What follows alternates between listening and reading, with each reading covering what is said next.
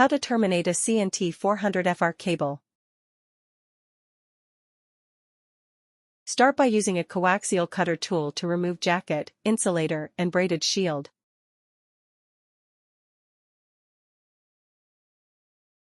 Next step, you can insert the inner contact to check the length you need to trim away the conductor.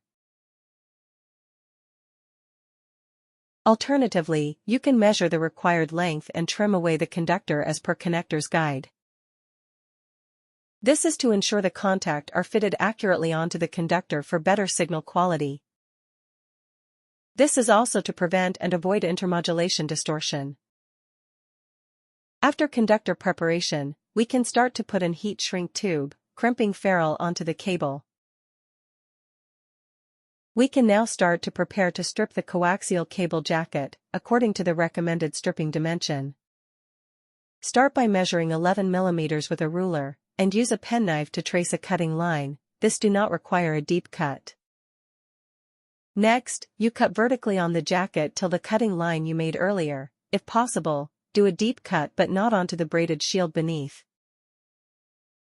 If done correctly, the jacket will be able to remove with ease, exposing the braided shield.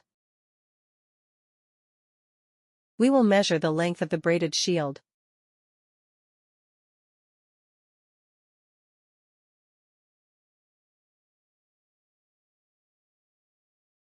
Now we will trim the braided shield to length. The braided shield will be providing EMI protection and grounding after connected to the connector.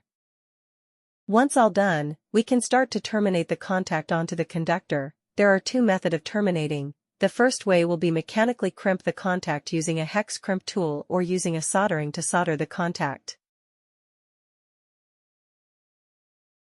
For soldering method, we will need to first pre-fill the contact with solder, by heating the contact first and melt the soldering wire in the contact.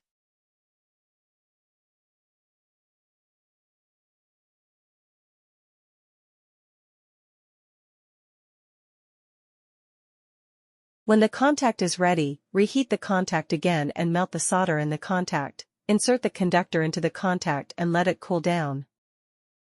Do a manual pull test to confirm the contact are soldered properly.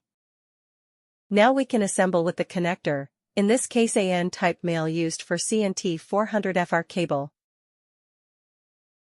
After assembled, pull back the braided shield and ferrule. Ensure the braided shield is securely attached to the connector's shield or ground, maintaining 360-degree coverage. Crimp the ferrule using a suitable hex crimp size as per connector's guide. Use a heat gun to shrink the heat shrink tube. An adhesive heat shrink tube is optional.